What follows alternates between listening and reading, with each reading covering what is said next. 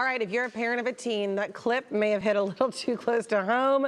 Your once sweet, loving child can suddenly feel like a stranger with serious mood swings, and you're left wondering, what are you doing wrong?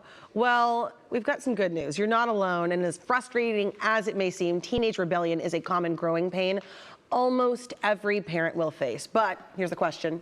How do you navigate it? President and CEO of the Center Counseling, Brad Schwall, joins me with more. Good morning. Thank you so much for joining us. Thank you for having me. You know, what I love that we said in that intro, and we saw it in the clip, I know it was fiction, but the first thing was letting parents know you're not alone, because we look at social media, everybody shows the perfect family. What do parents need to know about not being alone? Oh, for sure. You're definitely not alone. It's a time period of extremes. You heard that you're the worst parent, and then parents are thinking my kid is never going to make anything of himself or herself. And so those extremes cause stress. But if we step back and we think developmentally, the brain is developing. The prefrontal cortex is still developing. That's where our executive functioning skills are housed, our ability to think ahead, to think about consequences. And so we need to understand our kids are growing and developing, and rebellion is a growing pain of that search for independence that our teens are having. And certainly peers are influencing them in addition to the changing brain, and they're navigating who they are. So you're saying that search for independence is one of the reasons for that rebellion, correct? Are there ways that parents can structure, I mean, you don't want to just have it free reign, but are there ways that you can structure that so the rebellion isn't so heightened, that the search for independence may be a bit calmer? Definitely. So one key in that is to treat our teens with respect. If we attribute positive qualities to them, they're more likely to want to live up to that. So if we are treating them as if we believe they can't be successfully independent, they'll live up to that, and it's defeating, it's discouraging. So we need to treat our kids with respect and bring out in them that wisdom that is there. If we sit down with teens, they've got some good thoughts and insights. Before we get to your next tip, I've got one follow-up on this.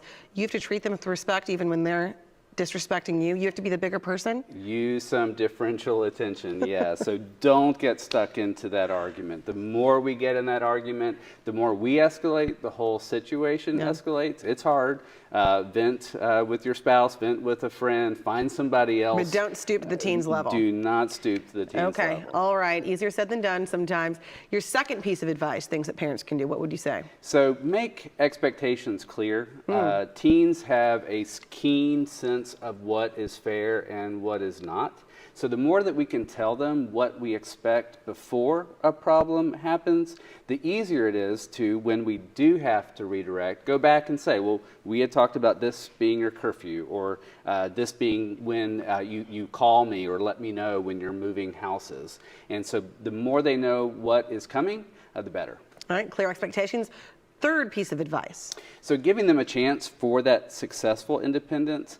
Our kids need to do things on their own. So the more that we can set parameters and allow them to act, allow them to make the choice. Now, we can help them prepare for the week, we can help them prepare for their school and homework, to encourage them to have the tools they need to study. But then we let go so they can be independent. What's a good example of that? A choice that you say, I'm going to hold back, I'm going to bite my tongue, I'm going to let them handle this. What's a good example? So let's say our teen decides they want to get a job over the summer.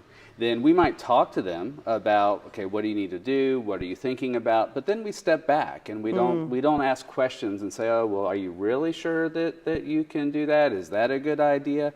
You're not questioning. Instead, you step in with perhaps a little coaching, but then you let them make those choices. Take it over. Okay, next piece of advice. Really important to listen without fixing or judging. A common way to say that is, don't freak out. So just listen.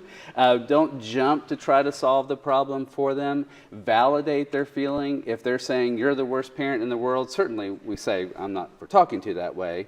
But we're also saying, well, you're frustrated because I have some rules that you're frustrated with. Yeah. And so by keeping it at what their anger is about, it helps them to better articulate that feeling. But the more that we jump in to give advice they tune out and we lose their attention. I think those specific communication directions of addressing exactly what they're angry about, that's so helpful for parents because that's a specific thing you can do. Your last piece of advice. We've got to stay connected. Now, we assume the teen years are when kids, are in their room, door closed, they're on their screen. But find times at dinner where there are no screens. Make that eye contact, plan events together, and do watch for mental health issues. So rebellion can also be a sign of depression. It can even be a sign of anxiousness. And so we need to be aware that when our child has a period of either low mood, negative self-thoughts and self-talk, or they're anxious over time, we must pay attention to those because counseling is important. And sometimes we need that counseling too. So kids will rebel.